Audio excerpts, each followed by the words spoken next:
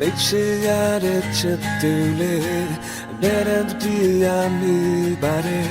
ဒီလည်းပဲငါအကြောင်းတွေနေတဲ့အချင်နာဆုံးတို့နဲ့ရောက်ရဲ့ဇလန်ငါစိတ်တိုင်းချဒီခုံချင်းများသာဝရပြီးပြေဆုံးဖို့အတွက်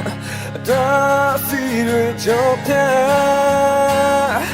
ရှိစမ်းမယ်ငါရှင်နေကနေချမတော်ပဲ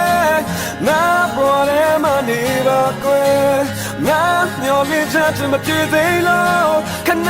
တော်မင်းငါကိုစောင့်နေပါ